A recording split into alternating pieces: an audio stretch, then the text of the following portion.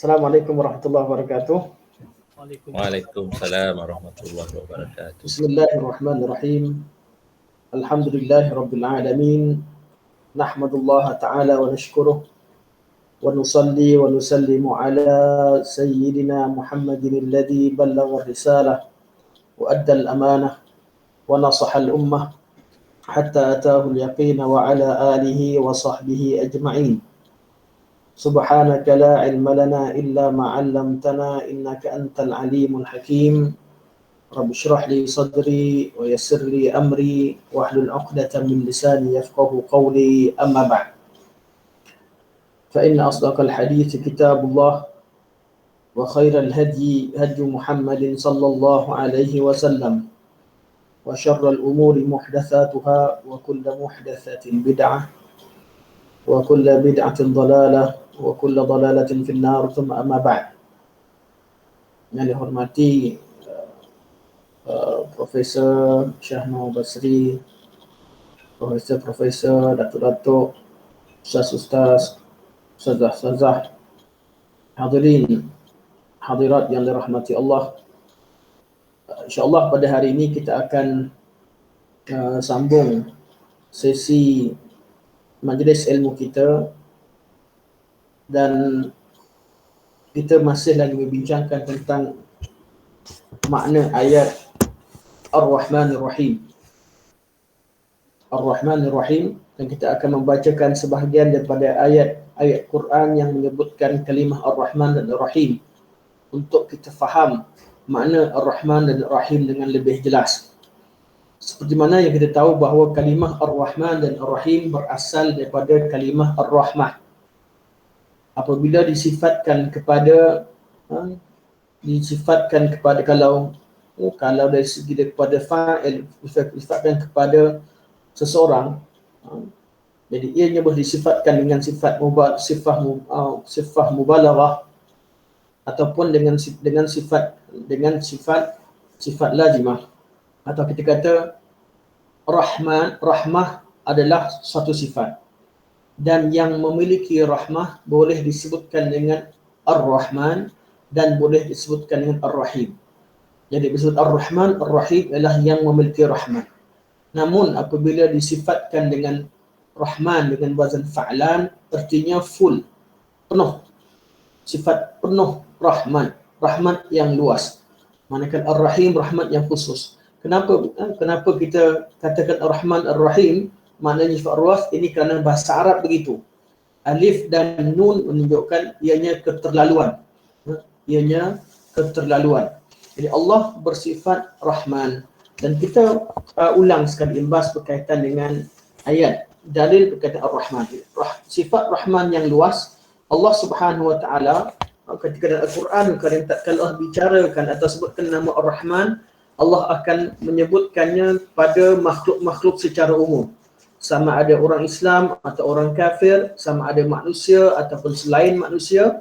Bila Allah sebut Rahman, Allah kepada makhluknya secara umum, Allah menggunakan nama Ar-Rahman. Namun tatkala Allah menyebut nama orang-orang beriman, Allah kata Allah bersifat Ar-Rahim. Menunjukkan bahawa rahmat Allah yang spesifik dan khusus dan istimewa itu diberikan kepada orang yang beriman. Manakala sifat Rahman yang luas Allah berikan kepada seluruh manusia dan seluruh makhluk Allah Subhanahu wa taala. Antara ayat yang paling utama untuk kita mengenal sifat Ar-Rahman, Allah Subhanahu wa taala berfirman, Allah kata, kita tengok pada surat 38 sekali imbas, Allah sebut thumma istawa 'alal 'arsy. Thumma istawa 'alal 'arsy. Kemudian Allah Subhanahu wa taala beristiwa di atas arasy dengan cara yang selayaknya bagi Allah Subhanahu wa taala. Dan Allah juga berfirman Ar-Rahmanu 'alal 'arsy istawa. Allah beristiwa di atas arasy. Maksud istiwa, dalam bahasa Melayu tidak ada perkataan yang paling tepat untuk menyebutkan istiwa.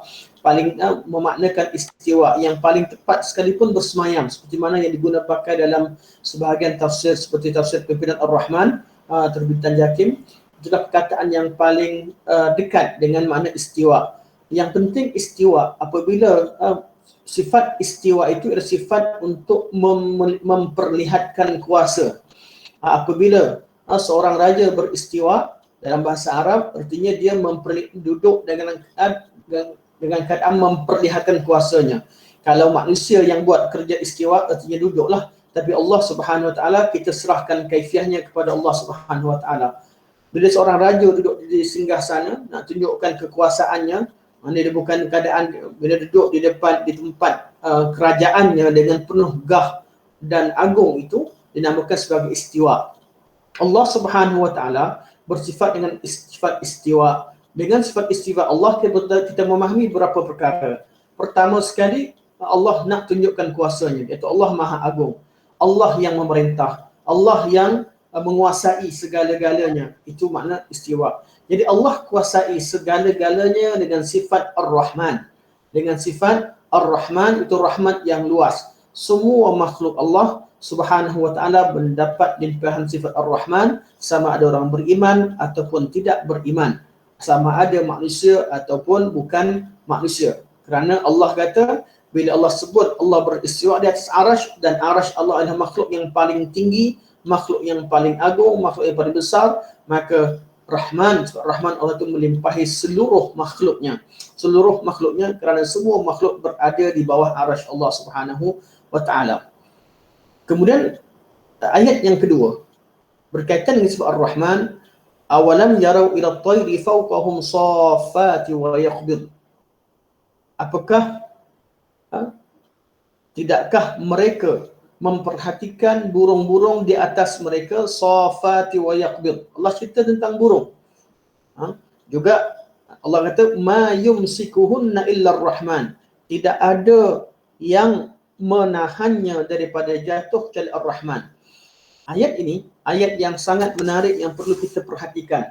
Kenapa Allah Subhanahu Wa Taala perintah kita perhatikan kepada burung? Kerana Allah Subhanahu Wa Taala itu Rabbul Alamin. Jadi seluruh makhluk Allah suruh kita perhatikan. Dan antara perkara yang paling penting yang perlu kita lihat dalam ayat-ayat alam ini, Allah suruh kita perhatikan seluruh alam, pada semua makhluk yang ada di seluruh alam. Jadi kita ni boleh hidup di atas muka bumi. Kita rasa kalau kita tak ada tanah, kita tak boleh hidup. Kita rasa kehidupan, kita rasa bahawa kehidupan hanya bila ada tanah. Tapi terbukti Allah ciptakan ada makhluk tinggal di air. Tapi makhluk lain lah. Ya Allah mampu menciptakan makhluk tinggal di air. Ada makhluk yang tinggal di udara. Ada makhluk yang tinggal di langit. Ada makhluk yang tinggal di dalam tanah. Ada makhluk tinggal dalam batu. Ada makhluk yang tinggal di celah-celah pohon dan sebagainya. Semuanya dengan kehendak Allah Subhanahu Wa Taala. Allah mencipta semua makhluk dengan di segala tempat dan medium yang dikehendaki oleh Allah Subhanahu Wa Taala. Cuma yang paling penting yang Allah suruh perhatikan kat sini, bagaimana Allah mencipta kesesuaian makhluk pada mediumnya. Tak kalau Allah ciptakan burung di atas udara, betul Allah suruh perhatikan bagaimana tiap-tiap makhluk yang Allah cipta. Kalau Allah cipta burung di udara, maka Allah akan cipta burung itu sesuai dengan keperluannya di udara. Sebab itulah bulu yang tumbuh di kepak dan kombinasi antara bulu dan kepak itu melahirkan sayap yang sesuai untuk dia tinggal di udara atau beraktiviti di udara. Bentuk fizikal, berat dan seimbang. Saya baca detail tadi apa yang disebutkan oleh ulama tafsir berkaitan dengan ayat-ayat Allah sifatkan burung, sehingga bila seseorang mengkaji tentang bentuk burung, tentang beratnya, bagaimana keseimbangan antara body burung dan sayapnya, bagaimana sistem pernafasan yang ada pada burung, dan sistem pergerakan angin yang ada di kepaknya, di mana ada saluran angin yang ada di sayap burung dan sebagainya, dan berapakah tenaga yang diperlukan. Ada seorang saintis Arab tulis, jadi itu secara detail semuanya bersesuaian dengan lafaz-lafaz yang Quran sebut. Tentu bila kata awalam jaru ila at-tayri fawqahum saffati wa yaqbid, dan dia lebih fokus pada kalimah saffat wa yaqbid. Saffat jadi burung dikembang dan pucukkan sayap. Kenapa Allah gunakan saffat dengan lafaz isim dan yaqbid dengan lafaz fi'il? Dibincangkan oleh ulama yang menunjukkan bahawa Allah Subhanahu Wa Taala detailkan sifat burung ini sesuai dengan kejadian yang dikehendaki oleh Allah Subhanahu wa taala. Betul, kalau kita lihat pada sifat burung, yang paling penting sekali dua perkara yang Allah minta dalam tiap-tiap kali Allah perintahkan kita untuk tengok pada makhluk ni, ada dua tujuan. Mana kita bukan tengok kosong. Bila tengok pada makhluk-makhluk Allah, bila Allah perintahkan awalam yarau insan, awalam yarau ila at-tayri fawqahum saffat, afala yanzuruna ila al-ibil kaifa khuliqat. Tiap ayat yang Allah suruh kita pandang tengok pada makhluk, dua tujuan utama. Pertama, tujuannya untuk kebaikan ukhrawi, sampai kepada kebaikan akhirat. Dan tujuan kedua adalah untuk kita mendapat kebaikan duniawi. Dua perkara. Tatkala kita tengok kepada burung, kita bukan tengok kosong. Mesti ada hasilnya. Allah nak hasil. Hasil itu menghasilkan kebaikan dunia ataupun kebaikan akhirat. Tatkala kita tengok pada burung, ayat surah Al-Mulk ni, saya tak pasti ayat berapa ni, surah Al-Mulk, awalam yarau ila at-tayri fawqahum saffati wa yaqbid, ayat 19. Mesti disesuaikan dengan ayat surah An-Nur, ayat 41. Kita perlu tengok. Itu hasil kajian daripada tengok pada burung. Kita tahu bahawa Allah Subhanahu Wa Taala suruh kita tengok. Allah kata bila dalam surah An-Nur, Allah kata alam tara anna Allah yusabbihu lahu man fis samawati wal ardi wat tayra saffat kullun qad alima salatahu wa tasbihah. Allah kata, bila adakah kamu tidak lihat bagaimana Allah Subhanahu Wa Taala dipuji dan disucikan oleh seluruh makhluk, bertasbih kepada seluruh makhluk yang tinggal di langit dan di bumi, dan burung-burung yang terbang, yang mengepakkan sayapnya, semua makhluk ini. Allah kata makhluk ini di langit, yang tinggal di langit dan di bumi, dan burung yang berada di antara langit dan bumi, yang berterbangan di atas udara. Semua ini Allah kata telah mengetahui cara mereka solat kepada Allah SWT, cara mereka bertasbih kepada Allah. Jadi semua makhluk ada cara. Allah kata kullun, semua makhluk yang ada ni Allah dah ajarkan qad alima salatahu wa tasbihah. Allah ajarkan cara mereka untuk sembah Allah, untuk solat kepada Allah dan bertasbih kepada Allah Subhanahu Wa Taala. Jadi cara burung lain daripada cara makhluk. Jangan bulan Lailatul Qadar nak tunggu burung sujud ataupun pokok sujud. Tak perlu. Pokok bukan sujud macam orang. Tak perlu nak cari pokok sujud baru nak percaya Lailatul Qadar. Kisah-kisah orang dulu pokok pun sujud. Kita tengok kat internet, orang nak tunggu pokok tu membentuk nama Allah. Dan cara itu berbeza. Semua Allah dah ajarkan cara mereka menyembah Allah dan cara mereka bertasbih pada Allah Subhanahu Wa Taala. Jadi apa yang perlu kita lakukan? Kita perlu tahu cara yang Allah tuntut pada kita. Bagaimana untuk kita salat dan bertasbih kepada Allah Subhanahu Wa Taala. Wallahu alimun bima yaf'alun, dan Allah Subhanahu Wa Taala Maha mengetahui dengan apa yang mereka lakukan. Jadi Allah Maha mengetahui. Setiap orang perlu beribadah kepada Allah sesuai dengan cara yang diperintahkan oleh Allah Subhanahu Wa Taala. Waktu Allah suruh kita perhatikan, pertama sekali kita tengok pada burung, nampak macam terbang dan dia bekerja mencari rezeki. Hakikatnya dia sedang memuji Allah Subhanahu Wa Taala dalam kerja dunianya. Bila kita perhatikan begitu, Allah kata burung terbang dan Allah berikan nikmat kepada dia. Ma yumsikuhunna illa ar-Rahman. Burung tak jatuh kerana Allah ciptakan dengan mekanisme alam, angin dan juga kepak sesuai dengan dia boleh terbang dengan nikmat Allah Subhanahu Wa Taala. Dia memuji Allah. Begitu juga makhluk yang berakal perlu sedar bahawa kita hidup di atas muka bumi ini dan kita mampu bergerak, kita mampu beraktiviti, kita mampu buat apa sekalipun dengan bantuan Allah Subhanahu Wa Taala, dengan bantuan dan kehendak Allah Subhanahu Wa Taala. Maka perlu penghujungnya kita macam burung, kita bertasbih dan salat kepada Allah Subhanahu Wa Taala. Kerana kita diberikan pilihan makhluk untuk mentaati Allah, mensyukuri Allah ataupun tidak. Ini makhluk. Jadi manusia perlu berfikir, tengok pada burung. Burung Allah ciptakan kita lebih baik daripada burung. Nikmat yang Allah berikan kepada kita lebih baik daripada burung. Sepatutnya kita lebih bersyukur daripada burung. Sedangkan burung, Allah beritahu bahawa burung-burung ini sentiasa bertasbih kepada Allah Subhanahu wa taala dan mereka menyembah Allah Subhanahu wa taala dengan cara mereka. Allah dengan cara mereka sendiri. Jadi kalau kita baca ayat ni, awalam yarau ila at-tayri fawqahum safati wa yakhbit ma yumsikuhunna illa ar-rahman, perlu digabungkan dengan ayat surah An-Nur ayat 41, iaitu Allah menceritakan bahawa burung-burung ini bertasbih kepada Allah Subhanahu wa taala. Tujuan yang kedua, bila baca tentang alam ini, kita perlu tahu natijah hujungnya kita untuk kebaikan dunia. Tiap-tiap objek yang Allah suruh kita perhatikan dalam Al-Quranul Karim akan menghasilkan kebaikan dunia selain kebaikan akhirat. Kebaikan akhirat yang asas lah, yang kita sebut mengenal Allah, membesarkan Allah, itu tanda kebesaran Allah SWT. Namun untuk kebaikan dunia, tiap-tiap objek yang Allah suruh kita perhatikan, ianya mengandungi kebaikan dunia. Sebab itulah disebutkan bahawa Abbas bin Firnas ketika dibaca ayat ni, ma yumsikuna illa ar-rahman, ayat awalan yarau at-tayr, Abbas bin Firnas dia pun cuba, orang pertama yang cuba terbang.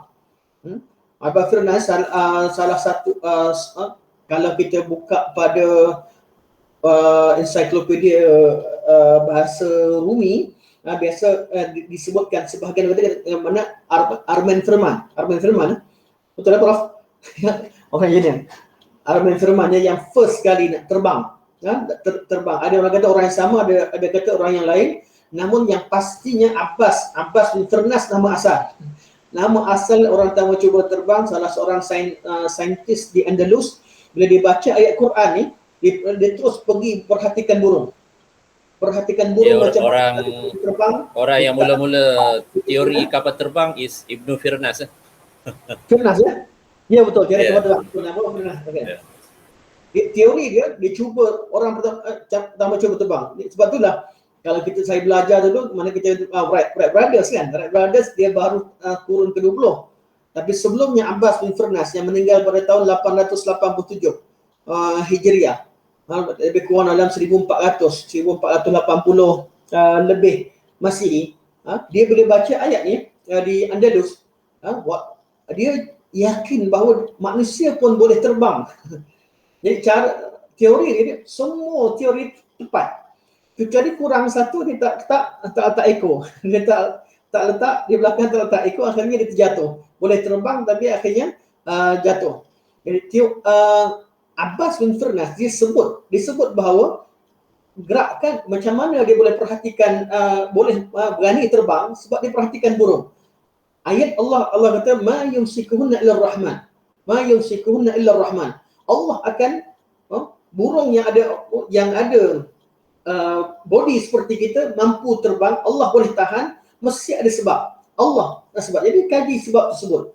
Betul bila kita kaji alam ada dua perkara. Pertama kebaikan dunia, kedua kebaikan akhirat. Tengoklah pada ayat-ayat yang lain, yang penting yang kita perhatikan, Allah Subhanahu wa taala ketika menciptakan alam dan makhluknya, Allah cipta dengan sifat Ar-Rahman. Iaitu siapa sahaja yang kaji sama ada Islam ataupun kafir, dia akan dapat manfaat tersebut.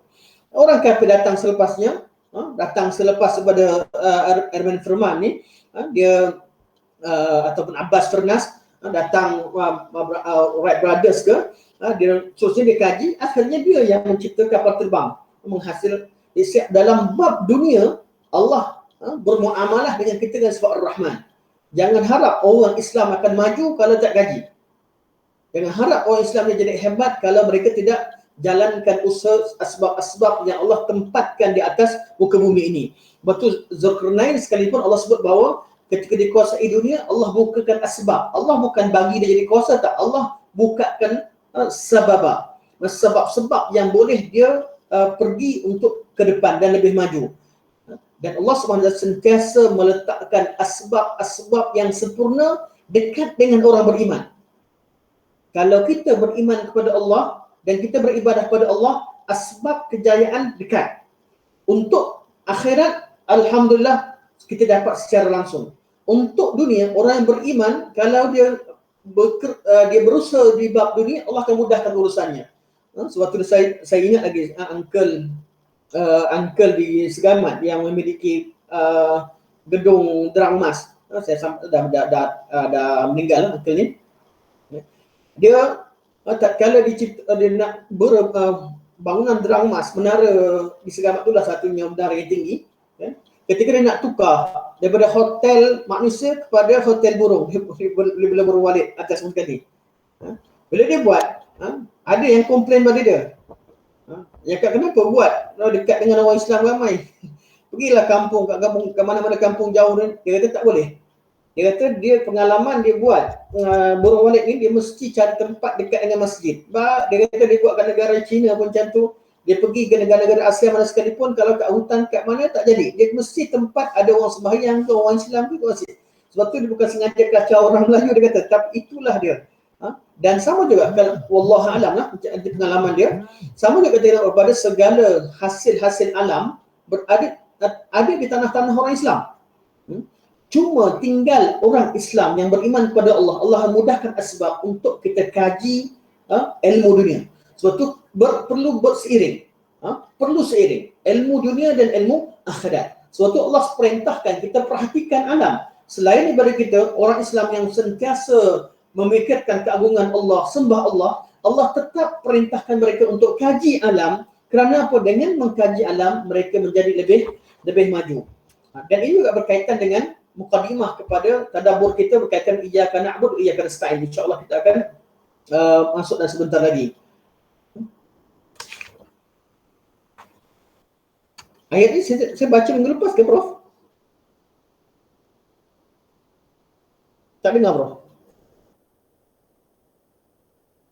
Berhenti sampai yang apa? Surah Taha tu. Okey. Muka surat 38. 38. Ustaz dah sentuh sikit Ar-Rahman tu dah. Muka surat 40 tu Ar-Rahman. 39 tak? Belum. Saya ingat saya lompat terus ke ayat Ar-Rahman. Ar-Rahman betul. Okey, saya lompat di situ. Okey betul. Sebab saya fikir saya nak sampaikan yang ni, tapi minggu lepas saya tak tahu saya dah sebut ke belum. Saya rasa macam belum, tapi bila saya belik-belik Ar-Rahman ni, saya rasa macam dah sebut minggu lepas. Jadi saya lompat. Betul. Terima kasih, Prof. Minta maaf. Okey, jadi dalam semua ayat, sebenarnya kaedah tadabbur disebutkan oleh ulama-ulama tadabbur moden. Bila jumpa ayat Allah suruh kita perhatikan alam, dalam mana-mana ayat, hendaklah tadabbur kita menghasilkan dua perkara. Pertama, makin kita kenal Allah dan dekat dengan untuk kebaikan akhirat dengan secara detailnya apa yang kita perlukan.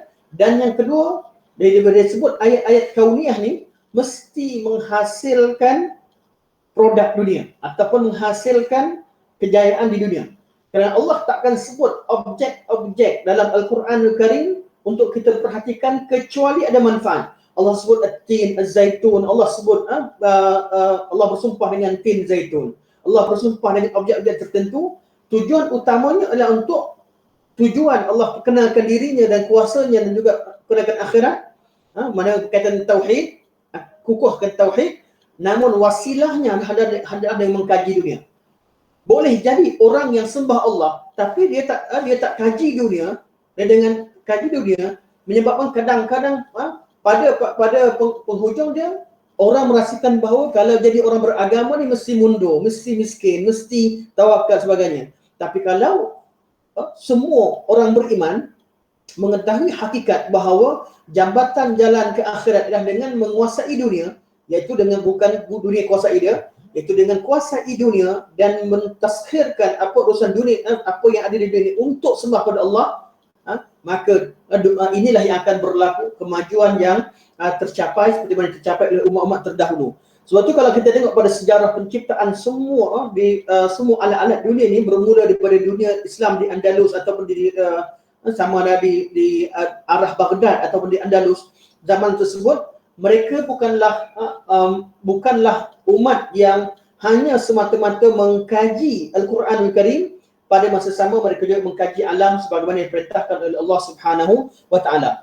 Sebab itulah ketika penciptaan alam ini Allah cipta dengan sifat Ar-Rahman. Ini fokus kita.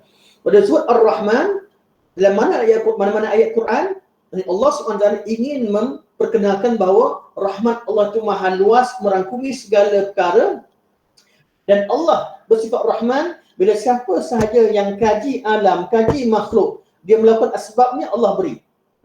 Allah beri walaupun dia bukan orang Islam, kerana sifat Ar-Rahman. Dan hadis seterusnya di bawah, saya terus masuk kepada apa disebutkan oleh Ustaz? Saya kata apa? Ayat ni, burung ketika terbang, dia perlukan bantuan Allah Subhanahu Wa Taala. Burung ni dalam pergerakan dia perlukan kepada bantuan Allah. Awalam yarau ila tayri fawqahum safati wa yaqbid. Burung ketika dia kembangkan sayap dia dan ditahan sayap dia, ketika itu burung ni dia perlukan bantuan Allah Subhanahu wa taala. Ma yumsikuhunna illa Rahman. Burung ni pun tak mampu terbang kecuali Allah tahan dia.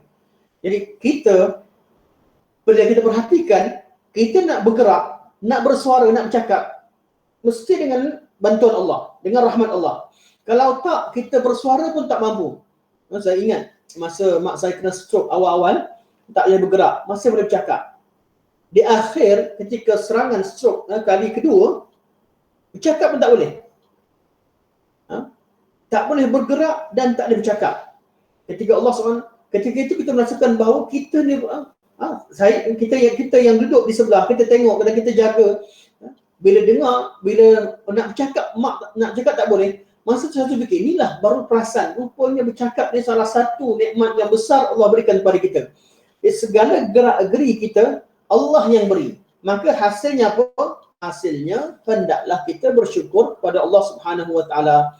Sebab itulah kata Ustaz, kita surat 39, peringkat paling bawah, di sinilah letak nikmat Allah yang tidak akan pernah terhitung oleh jumlah. Kalau tahu semua benda Allah Subhanahu Wa Taala yang berikan, maka kita tak akan mampu hitung segala nikmat. Dan kita kalau kawan kita tak ingatkan atau tak dengar mana-mana asatidah yang sebut tentang sebahagian nikmat, kita pun tak perasan itu merupakan sebahagian nikmat Allah Subhanahu Wa Taala. Nikmat tersebut seharusnya disyukuri dengan kepatuhan terhadap perintah dan larangannya. Ini tujuan yang utama. Bila tentang nikmat, dia tidak habis dengan menikmati, tapi dia berakhir dengan ketaatan kepada Allah Subhanahu Wa Taala. Dan kalau nak berakhirnya nikmat dengan ketaatan, mesti kita minta tolong dengan Allah SWT. Sebab tak semua orang ingat pada Allah tatkala dapat nikmat. Tak semua orang akan makin dekat dengan Allah bila dapat nikmat. Betul Allah kata, bila Allah perintahkan fassalli lirabbika wanhar, Allah ingatkan Nabi, bila Allah berikan Al-Kautsar kepada Nabi, Allah suruh Nabi salat dan sembelih. Dua-dua dia perlu jaga. Salat, ibadah kepada Allah Subhanahu Wa Taala, sembelih dan mendekati makhluk, itu beri makan kepada kepada makhluk, perlu dilakukan. Jadi bila Allah berikan nikmat pada kita, hubungan kita dengan Allah makin baik, hubungan kita dengan makhluk makin baik. Bukan kita makin jauh dari Allah, makin sombong dengan makhluk. Tidak. Allah perintahkan Nabi, kita Allah isytiharkan, Allah berikan Al-Kautsar, fassalli lirabbika wanhar. Ketika Allah ceritakan bahawa Allah berikan nikmat kepada Nabi SAW, bahawa agama Islam tersebar, idza jaa nasrullahi wal fath wa ra'aitan nasa yadkhuluna fi dinillahi afwaja, orang masuk Islam ramai-ramai berbondong-bondong, Allah beri kemenangan pada kamu. Allah perintahkan fasabbih bihamdi rabbika wastaghfir. Hendaklah kamu bertasbih dengan memuji Allah Subhanahu Wa Taala dan istighfar kepada Allah Subhanahu Wa Taala. Tatkala cerita tentang nikmat, mesti penghujungnya hasilnya adalah ibadah pada Allah. Allah cerita orang Quraisy, Allah berikan mereka kemuliaan. Allah muliakan mereka, bangsa yang mulia, bangsa yang tinggal di tanah Mekah, sehingga orang Arab di seluruh tanah Arab sangat hormat pada mereka, sehingga mereka mampu mengadakan perjalanan daripada Mekah ke Yaman, daripada ke Habsyah, dan dari Mekah ke Syam, balik semula tanpa pernah dirompak oleh mana-mana perompak. Nak rompak, bila tanya kamu Quraisy tak berani rompak. Sebab apa? Sebab mereka ahli Mekah. Dan orang Arab walaupun perompak sangat muliakan orang Quraisy sehingga mereka mampu berniaga. Allah kata li ila fi Quraisy ila fihim rihlata syita'i was-sayf falyabudu rabb hadzal bait. Fa itu adalah perintah Allah. Dan maka hendaklah disembah Allah. Dia penghujung pada segala nikmat.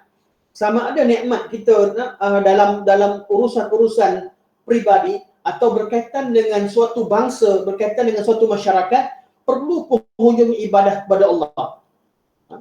Jadi negara yang paling maju keduniaan adalah negara yang paling rakyatnya paling dekat kepada Allah Subhanahu Wa Taala. Jadi kalau kaedah ni betul, makin maju sebuah negara, makin tunduk dan sujud rakyat tersebut, kekayaan dan juga kemakmuran akan kekal. Kerana ini konsep dalam nikmat. Bila kita mensyukuri nikmat Allah, erti syukur kepada Allah, maka Allah akan tambahkan nikmat.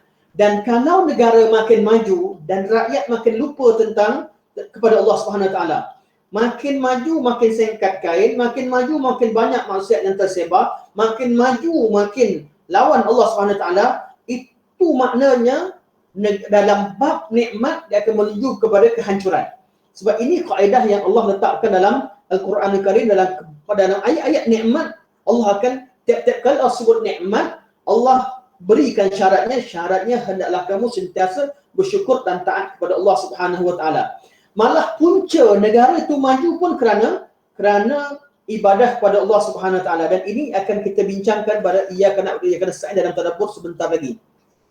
Okey, tengok pada hadis seterusnya. Hadis yang disebutkan oleh Ustaz.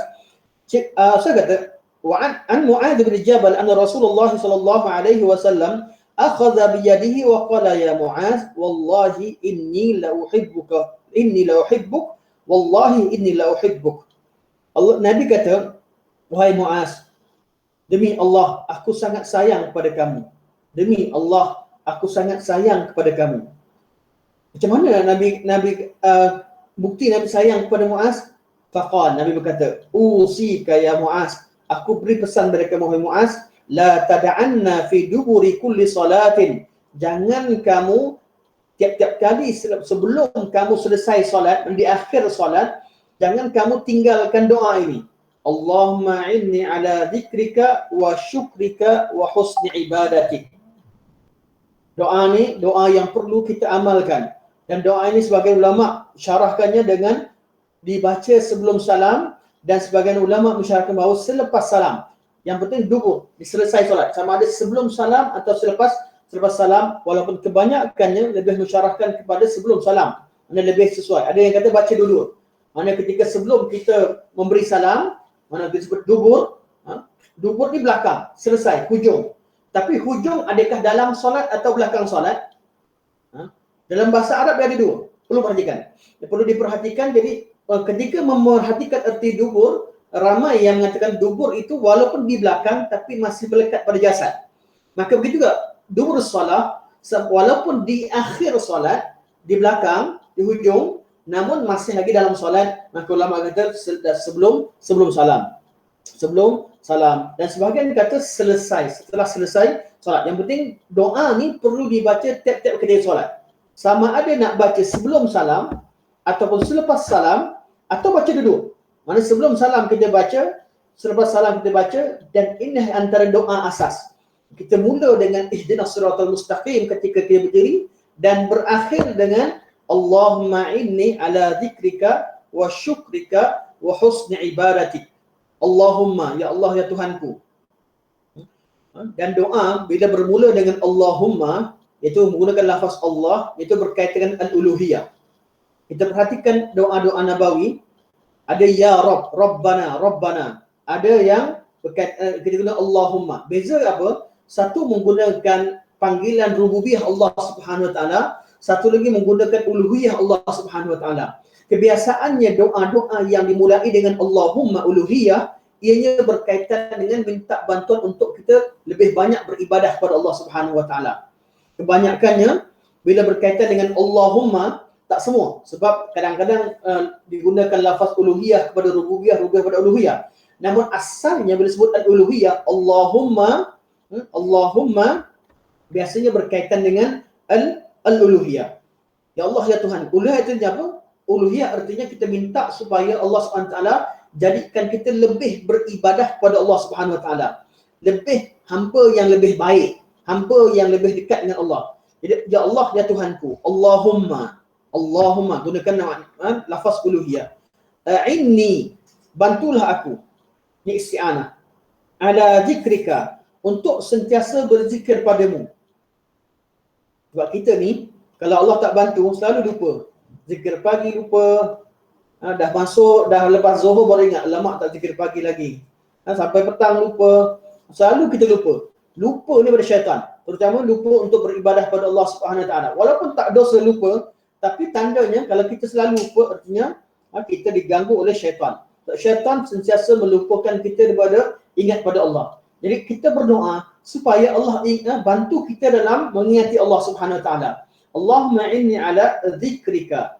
Dan yang kedua, wa syukrika. Dan bersyukur kepadamu. Bantu untuk bersyukur. So biasanya orang dapat nikmat, dia akan bangga diri. Dia belajar, dapat sahaja 10A keluar, dia akan cerita apa? Saya study banyak, saya ni begini begitu. Kadang-kadang lupa. Masa sebelum dia berjaya, dia betul-betul sedang risau tak lulus lah, risau tak lepas, risau tak selesai, menangis sebagainya. Kadang-kadang lupa dia tersebut. Sebab tu Allah ingatkan, sebelum kamu berjaya dulu, kamu bersusah payah, dan sebelum kamu dapat kejayaan sekarang, kamu melutut di depan Allah. Kamu letakkan dahi di depan Allah. Dan kamu melutut di depan guru. Sebab tu kadang-kadang ada pelajar yang belajar dengan guru, seorang guru, sampailah dia dapat sijil lebih tinggi pada guru dia, dilupa kepada guru yang mengajarkan dia bacaan Bismillah, guru yang mengajarkan dia huruf-huruf, ditadika dulu guru. Allah ajarkan kita supaya apa? Syukur. Sebab syukur, walaupun ayat ni kepada Allah, Allah yang berikan segala-galanya, dan ulama ketika tadabbur terhadap lafaz ini, Allah ajarkan kita juga untuk ingat dan bersyukur pada manusia yang menjadi sebab untuk kita berjaya. Dan sudah tentu yang paling tinggi segala-galanya daripada Allah Subhanahu Wa Taala. Jadi untuk Allah, kita hendaklah pertama ingat. Selama kita selalu lupa. Dan yang kedua, syukur. Lepas dah ingat, tahu, kenal Allah, maka hendaklah ada tindakan untuk balas balik. Untuk balas. Dan Allah tidak perlukan perkara tersebut, tapi kita hendaklah bertindak dengan cara bertindak balas terhadap nikmat Allah dengan syukur kepada Allah SWT. Dan yang ketiga, wa husni ibadatik. Ini tujuan utama. Ingatnya kita, syukurnya kita nak pada penghujungnya wa husni ibadatik. Dan berkualiti dalam beribadah padamu. Ini sangat penting. Husni ibadatik, bukan ibadah. Semua orang beribadah pada Allah.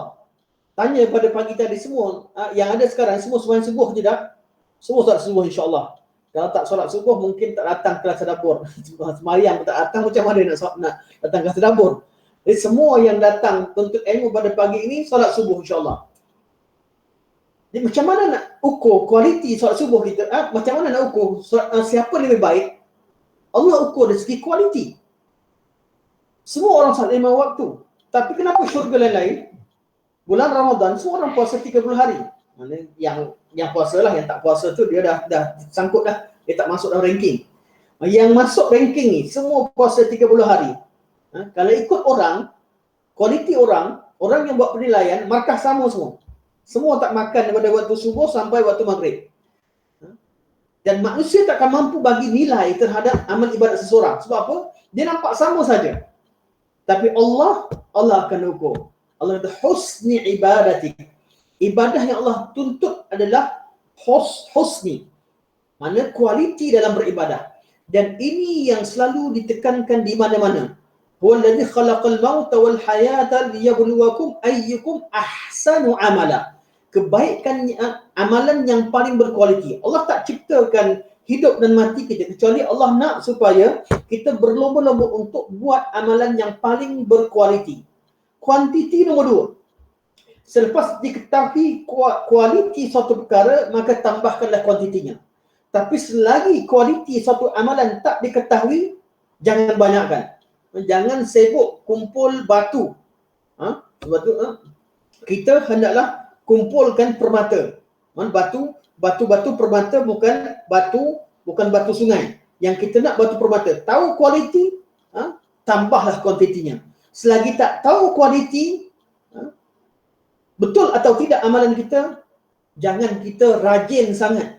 Lepas tu confirmkan dulu.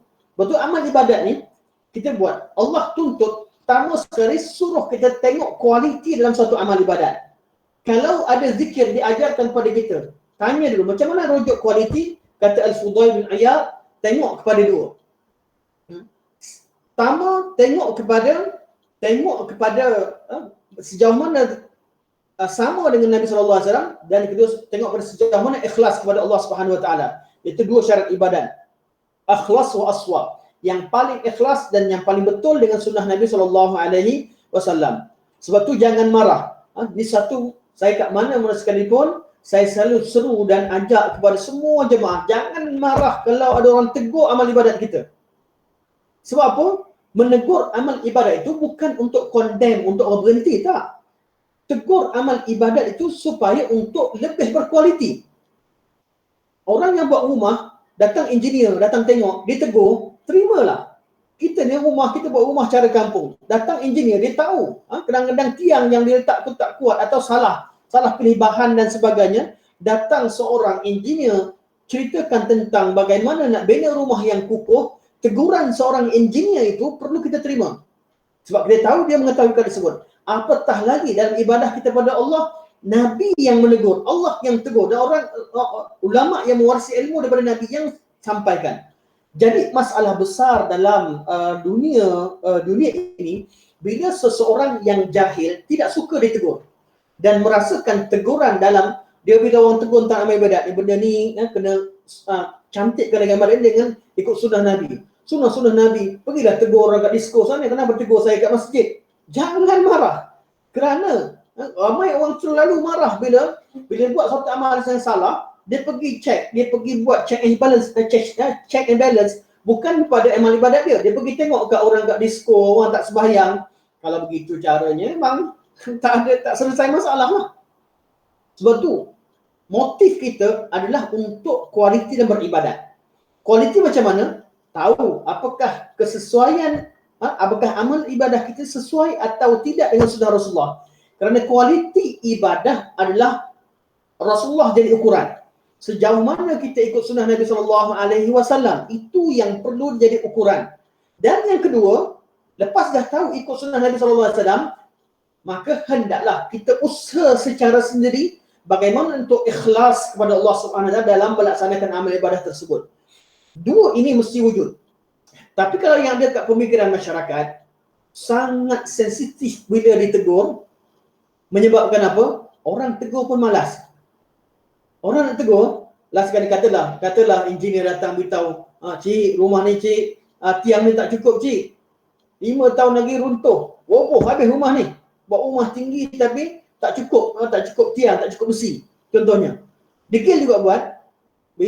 Bila orang yang tegur bagi nasihat, dan yang menerima nasihat tu marah, walaupun yang tegur betul, apa puncanya? Kalau orang tu baik, dia masih lagi tegur, pujuk. Tapi kalau orang tu malas nak peduli, kau tanya pun aku tak hingga, kau minta pun aku tak hingga nak bagi nasihat. Kalau begini keadaannya, penghujungnya adalah kehancuran kepada masyarakat. Jadi pendakwah pun salah sebab putus asa dalam berdakwah. Yang menerima nasihat tak nak terima nasihat, dia yang rugi. Akhirnya dua-dua Allah persoalkan. Betul ada di kalangan ramai ustaz-ustaz yang mengambil guru orang-orang alim mengambil pendirian untuk jalan selamat. Alah aku tegur orang kena kecam, aku tegur orang kena marah. Last sekali banyak perkara-perkara yang tidak betul tersebar dalam masyarakat dan ramai orang yang tahu dia mendiamkan diri sebab bila bersuara akan dikecam, akan dimarah. Sebab itulah dalam berdakwah hanya Allah SWT puji nabi-nabi yang ulul azmi. Allah puji semua nabi ulul azmi, tapi yang paling tinggi Allah puji adalah orang yang cekal terus berdakwah walaupun mereka dikecam, diancam dengan bunuh. Sebab apa? Semua sekali inginkan ajarkan kualiti, ajarkan cara betul dan beribadah pada Allah. Sebab tu dalam berdakwah atau dalam menyampaikan, kadang-kadang kita di medan, semua kita berada di medan dakwah, berada di ini, kadang-kadang ada perasaan kecewa. Saya pernah menegur seseorang dalam satu perkara, ketika sebelum menegur berdoa pada Allah Subhanahu Wa Taala, tiba-tiba keluar perkataan yang menyakitkan hati, yang mampu kita bercakap, yang mampu kerana kita bercakap dengan orang, bila kita tegur, orang rasa apa? Sebab dia pandang, dia selalu pandang kepada kebenaran ni, dia rasa level dia dengan level teguran, dia tak nampak apa yang dibawa, dia nampak dia ni pun sama degree dengan aku. atau dia ni bersama masa dengan aku. Dia ni pun manusia macam aku. Cara fikir beginilah cara fikir orang yang tolak kebenaran. Dalam surah Yasin, tak diutuskan Nabi kepada mereka, kamu ni manusia macam aku. Dia tengok pada apa? Tak tengok apa yang dibawa. Mesej yang ditegur itu kalau datang kepada Allah dan Rasul, bukan cerita dia ni level aku ataupun bukan. Cerita pada apa yang disampaikan daripada Allah dan Rasul ataupun bukan. Ini bukan cerita pasal nak tunggu malaikat datang sampaikan. Memang yang sampaikan bagi sesama manusia, tapi mesej yang dibawa daripada Allah Subhanahu Wa Taala. Sebab tu kadang-kadang saya minta maaf cerita pengalaman sikit. Saya pernah nak tegur seseorang, bila kita nak cerita slow tiba-tiba kena bentak. Sebut sikit, kadang-kadang sebut sikit, tak boleh salahkan. Menyebabkan apa? Saya ingat, kalau Pak Cik ni tak payah cakap lah. Pedulilah dia macam mana sekalipun. Kadang-kadang keluar dalam hati perasaan macam tu.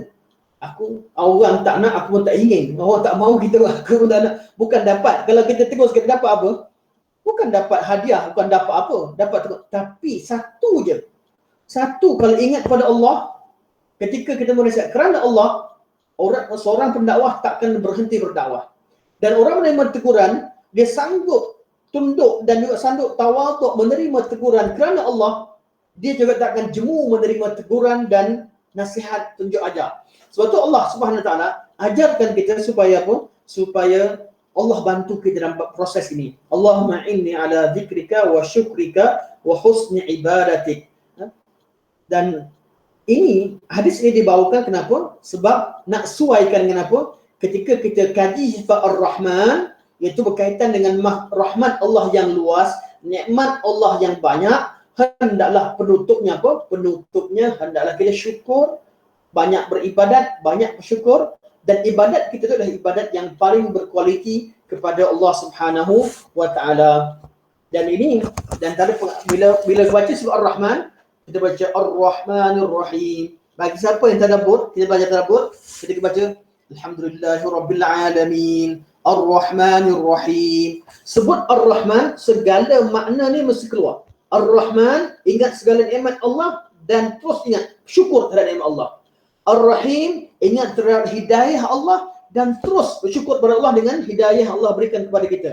Sebab itulah bacaan, saya pernah cerita Syekh Huzaifi hafizahullah, ketika baca surah Fatihah, dia baca Alhamdulillahirabbil alamin. Suara dia stop.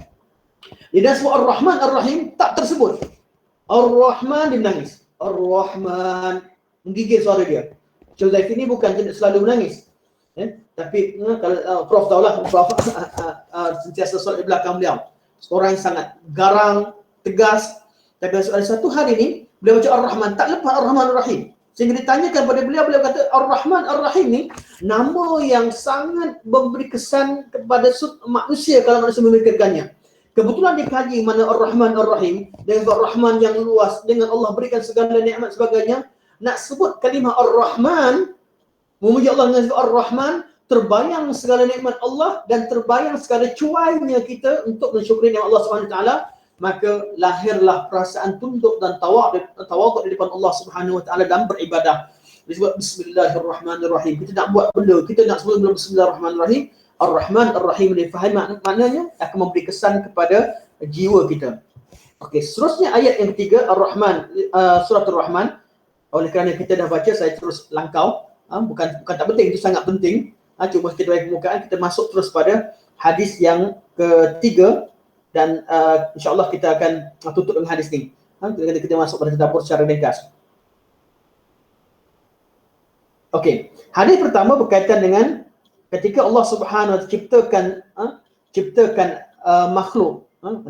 Lamma khalaqallahu al-khalqa, tatkala Allah ciptakan seluruh makhluk. Muka surat 41. Kataba fi kitabin fahuwa indahu fawqa al-'arsy. Allah catat dengan satu catatan. Muka surat 41. Okay. Terima kasih Prof. Okey, kita baca kerana ada paparan di skrin, kita baca. Wa an Abi Hurairah radhiyallahu anhu qala Rasulullah sallallahu alaihi wasallam lamma khalaqa Allahu al-khalqa kataba fi kitabin fahuwa indahu fawqa al-'arsy inna rahmati taghribu ghadabi. Daripada Abu Hurairah radhiyallahu anhu, Rasulullah sallallahu alaihi wasallam bersabda, tatkala Allah menciptakan makhluk, lamma khalaqallahu al-khalq, dia menulis pada satu kitab yang dia simpan di sisinya. Allah Maha mengetahui dengan keadaan kitab ini, fahuwa indahu fawqal arsy, dan kitab ini bersama dengannya di atas arasy. Dan kitab ini berbunyi, inna rahmati taghlibu ghadabi, sungguhnya rahmatku melampaui kemurkaanku. Dan dalam istilah syarak bila sebut kataba, artinya Allah mewajibkan. Macam salatul maktubah, salat yang wajib, al-mafruḍah. Disebut kutiba alaikumus siyam, diwajibkan ke atas kamu puasa. Maksud kalau ada dalam catatan, dicatatkan, artinya dia termeterai, telah jadi satu kewajipan. Contoh kita buat perjanjian, janji mulut satu kewajipan, tapi bila dah catat, dah buat perjanjian, dah sign kontrak, betul-betul sign kontrak, artinya kena betul-betul beriltizam dengan apa yang telah kita tanda tangan di atasnya. Begitulah istilah bahasa Arab. Bila Allah kata kutiba, Allah dah tetapkan dengan, Allah catatkan, Allah kata, Allah kutiba alaikumus siyam, kutiba alaikumul kitab, kutiba alaikumul qisas fil qatla, artinya Allah wajibkan. Allah Subhanahu dengan rahmatnya, sifat rahmat Allah, Allah mewajibkan sifat rahmat Allah itu mendahului segala kemurkaan Allah. Kita leka sepanjang hayat, Allah tak balas kecuali Allah tengok pada hujung hayat. Alhaakumut takatsur, kalian sangat leka dengan usaha menambah-nambah dan lalai dengan segala usaha untuk tambah-tambah segala nikmat dunia. Allah tak marah pada tambah nikmat, tapi Allah marah pada sangat leka, lalai. Alhaakumut takatsur. Tapi Allah kata apa? Hatta, Allah berikan ruang sehingga zurtumul maqabir, sehingga kamu masuk lubang kubur. Masa di kalimah hatta menunjukkan bahawa Allah beri ruang masa yang cukup panjang. Fir'aun sebelum Allah hancurkan dia, Allah berikan ruang masa yang panjang. Allah utuskan Musa bersama dengan Harun, dengan ambil masa yang lama berdakwah pada Allah, berikan segala-galanya, masa untuk berbincang, masa untuk berdialog, masa semua, penghujungnya baru hancurkan. Begitu juga Namrud, begitu juga Qarun, begitu juga semua orang kafir. Semua orang yang Allah, sebelum Allah matikan seseorang, Allah berikan ruang masa yang cukup. Kerana Allah kata, inna rahmati taghribu ghadabi. Allah dahulukan rahmat. Sebetulnya surah Fatihah antara pengajaran tadabbur yang kita ambil, sifat ghadab Allah tu al-maghdub ghairil maghdubi alaihim waladdallin kat hujung sekali. Daripada bismillahirrahmanirrahim, alhamdulillahirabbil alamin, arrahmanirrahim, مالك يوم الدين إياك نعبد وإياك نستعين اهدنا الصراط المستقيم صراط الذين أنعمت عليهم, semua sekali rahmat. Hujung baru sebab ghadab. Kenapa? Allah dah tetapkan. Allah dah tetapkan bahawa sifat rahmat Allah mendahului kemurkaan Allah Subhanahu wa taala. Takkan ada seorang yang dihukum oleh Allah kecuali Allah dah berikan ruang yang banyak untuk dikembali kepada Allah Subhanahu wa taala. Kalau ada seseorang yang lahir dalam keadaan tidak sempurna, itulah dia rahmat Allah yang paling besar untuk dia. Sebab rahmat Allah mendahului segala-galanya. Allah mengetahui kalau Allah berikan seseorang itu buta, Allah tahu kalau dia celik, keadaan dia lebih sesungguhnya butanya seseorang itu lebih baik pada celiknya. Walaupun secara kita secara manusia, kita nak kaya, kita tak nak jatuh miskin, kita nak dimuliakan, kita tak nak dihina. Namun Allah Maha mengetahui. Ketika Allah berikan sesuatu, Allah beri dengan sifat, dengan apa? Dengan sifat rahmatnya. Sebelum keadilannya. Allah itu Maha Adil. Allah balas kita dengan sifat keadilan, dan Allah SWT memberikan kebaikan dengan sifat rahmat Allah Subhanahu wa taala.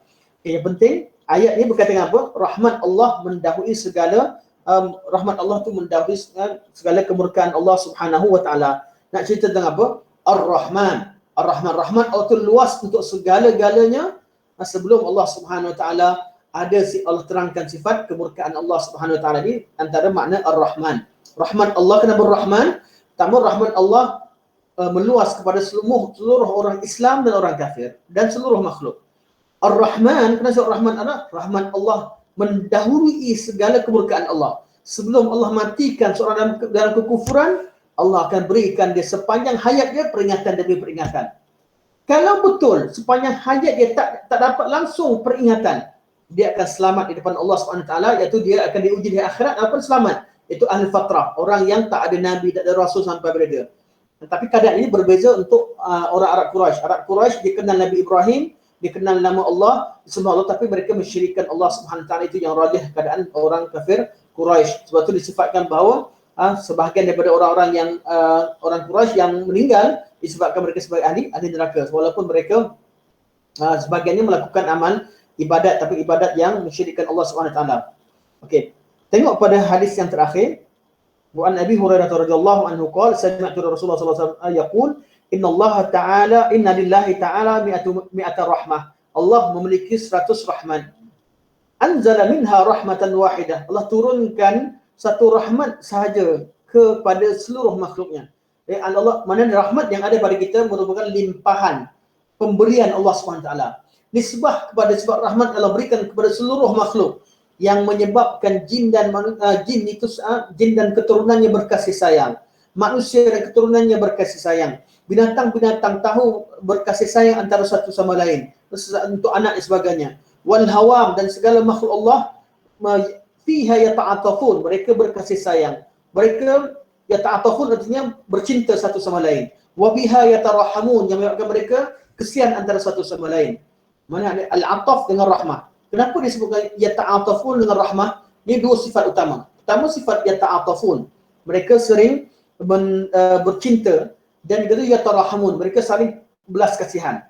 Dua sifat Allah berikan kepada seluruh makhluk, ada cinta dan rahmat.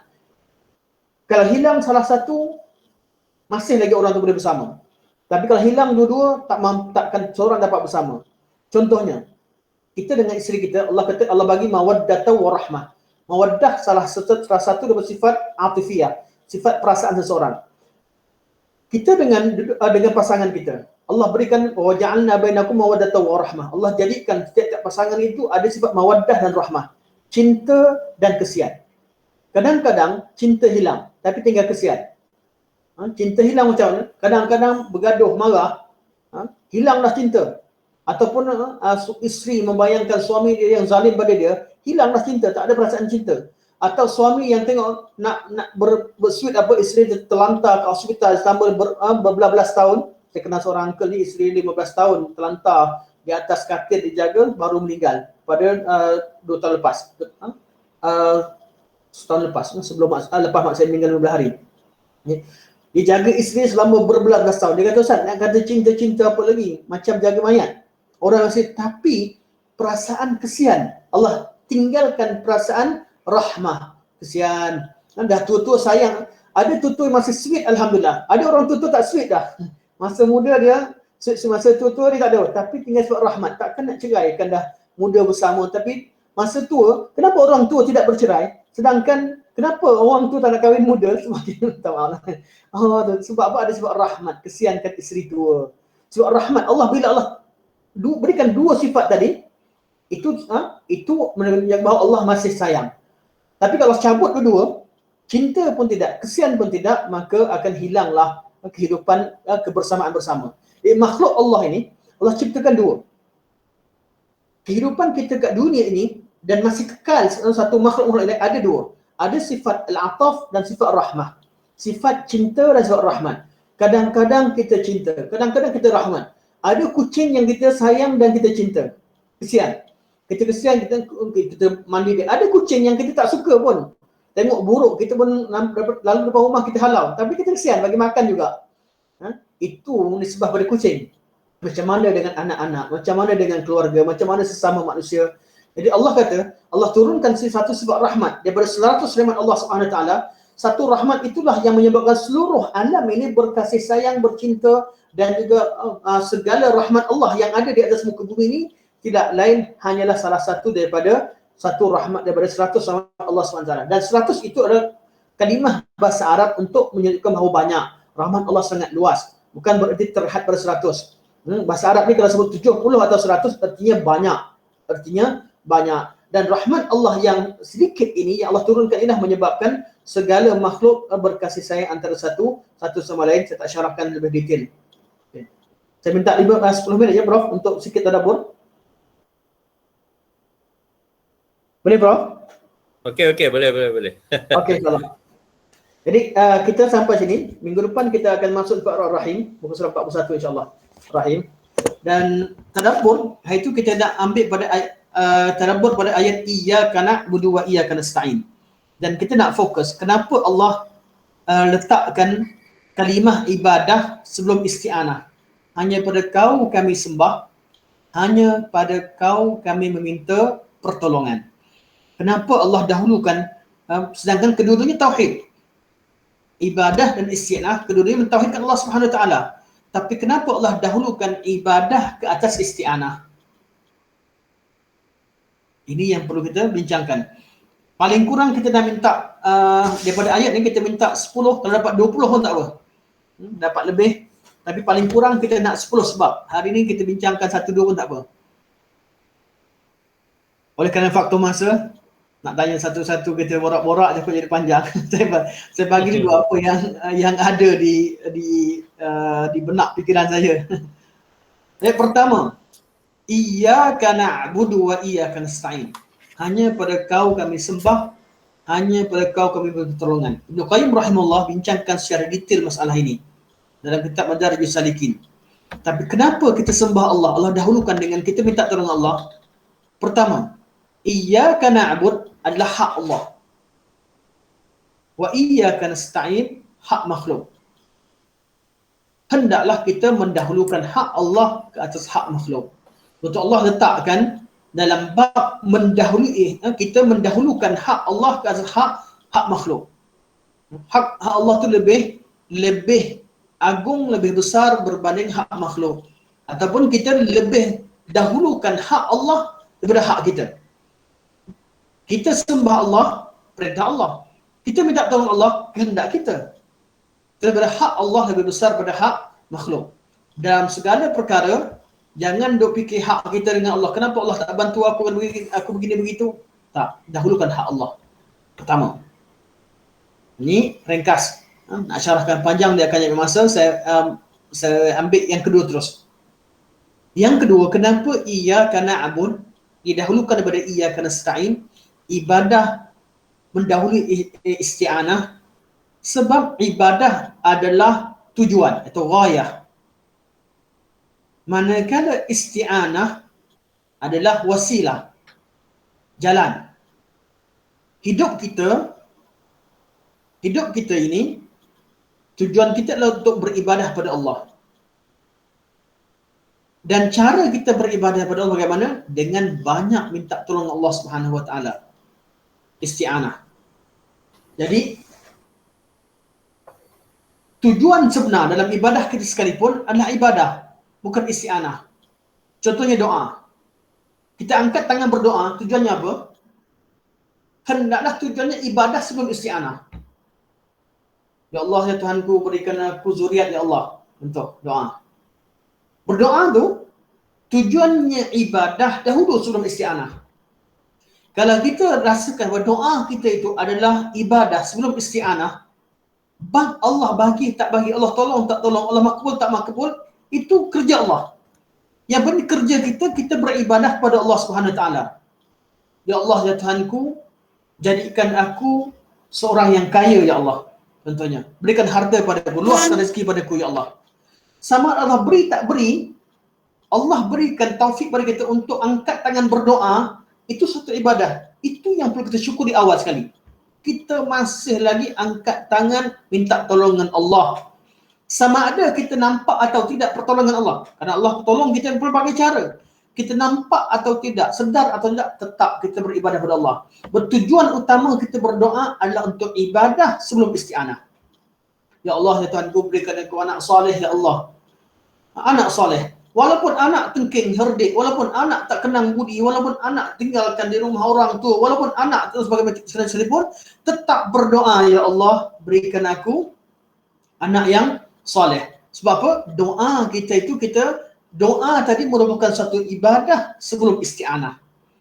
Solat kita begitu juga. Solat kita, puasa kita, hendaklah ghayah, tujuan utama, gerak-geri kita dalam muka bumi adalah ibadah sebelum isti'anah. Yang ketiga, kenapa iyyaka na'bud sebelum iyyaka nasta'in? Iyyaka na'bud berkaitan dengan al-uluhiyah, iaitu menyembah Allah Subhanahu wa taala, mentauhidkan Allah dalam bab uluhiyah itu lebih utama berbanding dengan ar-rububiyah. Rububiyah adalah asas, namun dari segi level uluhiyah lebih tinggi. Kenal Allah, bahawa Allah menciptakan kita, Allah beri rezeki dan sebagainya, itu tauhid rububiyah. Itu satu perkara yang sangat penting, merupakan tauhid. Namun lebih utama pada itu kita syukuri Allah atau tidak, kita sembah Allah atau tidak, itu bab uluhiyah. Orang, sebab apa? Kenapa kita uluhiyah lebih penting daripada ar-rububiyah dari segi level? Dua-dua mesti bersama. Jangan pula pisahkan atau berpisah, tidak. Dua-dua mesti bersama. Kenapa orang musyrikin dikekal jadi syirik? Sebab dia tidak mencapai level uluhiyah. Musyrikin dia tahu anak dia nama Abdullah, hamba Allah. Ketika Abrahah datang nak serang dia, Abu Talib kata, aku Tuhan, aku tuan kepada unta, Kaabah ada Tuhannya, Tuhan yang akan memelihara dia. Dia kenal Allah yang pelihara. Kalau kamu wala in sa'altahum man khalaqas samawati wal ardi man khalaqas samawati wal arda la yaquluna Allah. Kalau kalian tanya pada mereka semua orang-orang musyrik ni, siapakah ciptakan langit dan bumi? Pasti mereka jawab bahawa Allah yang ciptakan. Kenal Allah mencipta, kenal Allah memberi, dan besarkan Allah bab tersebut, tapi tak beribadah pada Allah dan tak ikhlaskan ibadah pada Allah, dia tak jadi seorang tu Muslim.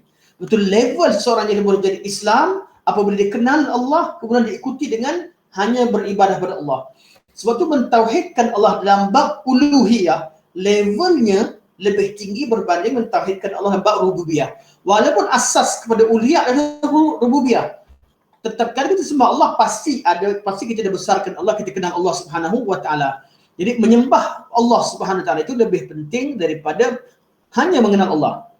Ini kenal Allah kemudian sembah Allah. Sebab tu dalam bab ini diceritakan bahawa ada kaedah belajar tauhid. Tauhid ini, tauhid uluhiyah mengandungi tauhid rububiyah. Artinya sebelum cerita tentang uluhiyah, wajib kenal Allah melalui rububiyah. Cuma natijahnya mesti uluhiyah. Mesti uluhiyah, iaitu menyembah Allah Subhanahu wa taala dengan sebenar-benarnya. Kesan daripada kita kenal Allah dengan sebenar-benarnya. Sebab itulah al-uluhiyah didahulukan daripada ar-rububiyah. Kalimah iyyaka na'bud berkaitan dengan tauhid ibadah atau al-uluhiyah. Iyyaka nasta'in hanya pada kau kami minta pertolongan, berkaitan tauhid rububiyah. Kerana Allah yang membantu, Allah yang memberi. Itu berkaitan dengan apa? Berkaitan dengan kerja Allah. Jadi iyyaka na'bud, kerja kita. Kita sembah Allah. Iyyaka nasta'in, kerja Allah, Allah tolong. Jadi kita dahulukan paling utama kerja kita selesai dengan Allah. Jangan fikir Allah tolong aku, Allah kenapa tak tolong aku. Itu cerita nombor 2. First kali kita tahu kita ni wajib menyembah Allah Subhanahu wa taala, al-uluhiyah. Dan yang keempat, empat itu tutup. Bagi penutup, kemudian kita buka pada soal jawab. Iyyaka na'bud adalah amanah. Allah amanah, tanggungjawab. Buat tanggungjawab dulu. Iyyaka nasta'in adalah balasan Allah atau al-jaza. Kita bekerja, ni cerita tentang manusia. Pentingkan tugas amanah dulu ke pentingkan gaji dulu? Yang ada dua. Orang bekerja kalau pentingkan gaji daripada amanah, yang dikejar hanya gaji dan balas, tak sama dengan orang kerja dengan atas dasar amanah. Dua-dua penting. Allah sebut dua-dua. Tapi artinya yang mana lebih utama?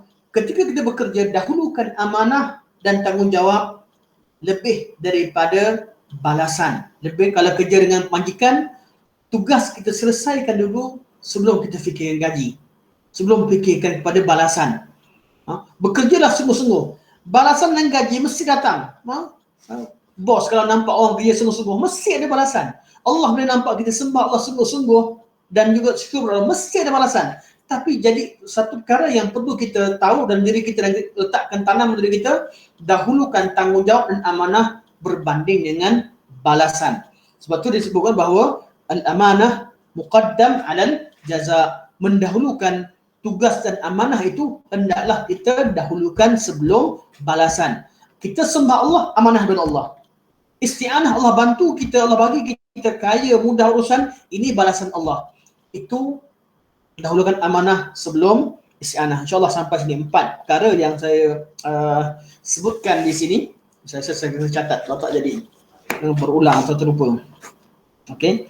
Yang 4 perkara ini, hak Allah mendahului hak makhluk, ghayah mendahului wasilah ataupun tujuan mendahului cara, kemudian uluhiyah mendahului ar-rububiyah, dan amanah mendahului al-jaza, itu balasan.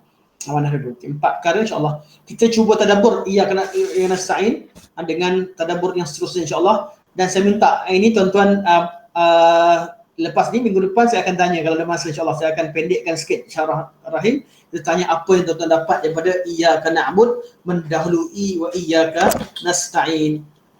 Dan kerja tadabbur dia kata Ustaz, kalau orang belajar tafsir pun dia tahu. Tadabbur tak? Tadabbur, apa beza tadabbur dengan tafsir? Tafsir, kerja tafsir ni ulama je buat. Tafsir ni kaji kalimah-kalimah Allah, kaji kandungan kalamullah. Tadabbur ni apa maksud tadabbur? Tadabbur ni kita tengok ayat Quran dengan terjemahan dia, kita duduk fikir termenung, apa pengajaran aku boleh ambil? Apa kaitan dengan tugas aku? Jadi tadabbur ni semua orang buat. Cuma bezanya apa? Makin berilmu kita, makin tinggi hasil tadabburnya. Sebab tu Sayyidina Umar tadabbur sebagai ayat Allah, masuk Islam. Orang kafir tadabbur sebagai ayat Allah, dia masuk Islam. Orang kafir pun dia tadabbur pada ayat-ayat Allah. Ramai yang baca Quran tafsir tu, baca-baca masuk Islam. Sebab apa? Dia tadabbur sebagai pada ayat Allah Subhanahu Wa Taala. Tadabbur ni dibuat oleh semua orang. Semua orang bila tengok ayat Quran, dia akan termenung dan memikirkan pengajaran daripada ayat Quran tersebut. Itu tadabbur. Beza tafsir. Tafsir adalah kita bagi makna, fahamkan ayat Quran. Apa yang Allah kehendaki. Kenapa Allah terkena takhir. Tapi tadabbur, kalau orang yang hanya dia baca ayat, dia hanya dengar je tak faham apa, dia tadabbur terhadap suara sedapnya ayat Quran ni, itu dia dapat. Tapi orang faham sikit makna dia cuba bayangkan, fikirkan dan bertafaul ataupun berinteraksi dengan Al-Quran dengan cara dia sendiri.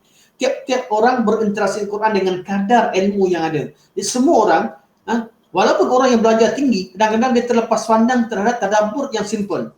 Berapa banyak ulama-ulama mengambil pengajaran daripada orang awam dalam bab tadabbur. Dan memang kebiasaan bertadabbur, orang awam lebih advance daripada sebagai ulama dalam bab mengambil pengajaran daripada perkara-perkara simple. Betul, ulama lebih fokus pada dalam, kadang-kadang perkara yang lebih ringan daripada itu, kita terlupa untuk terlepas pandang untuk melihatnya. Jadi tadabbur ni, kelas tadabbur biasanya kita akan memang minta pengajaran yang didapati oleh tiap-tiap orang. Jadi jangan risau. Tadabbur ni kata saya ni tak alim, tak tahu macam mana tadabbur. Tadabbur adalah apa yang kita fikirkan. Fikirkan, yang penting tidak bertentangan dengan ayat, dengan tafsir yang ulama dah syarahkan. Okey, insya-Allah kita buka pada soalan insya-Allah. Okay, jika ada soalan sahabat-sahabat.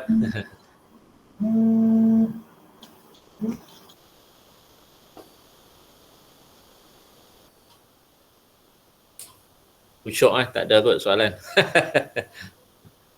InsyaAllah. Okey, tak ada soalan insyaAllah. Hari ni kita ada 21 orang. Saya minta maaf, hari ni saya lupa nak share kecuali last minute. Yang main tak dapat maklumat. Satu orang syukur kepada Allah SWT. Alhamdulillah. Saya sebenarnya Dr. Hafizah tak ada hari ni Dr. Hafizah selalu ada soalan sebelum ni. Dr. Hafizah ada? Ada tadi. Tu dah masih ada. Ada. Dr. Hafizah ada pandangan? Takut dia kat dapur. Sambil-sambil dekat dapur. Okey, jadi kalau tak ada, insya-Allah kita tutup dulu majlis kita insya-Allah. InsyaAllah kita jumpa lagi pada minggu akan datang. InsyaAllah. Semoga Allah SWT terima segala amal ibadah yang kita lakukan kepada Allah SWT, yang baik kepada Allah SWT, yang lemah kurang kepada saya sendiri. Semoga Allah SWT sentiasa memperbaiki diri kita ke arah yang baik insya-Allah. Terima kasih banyak Ustaz.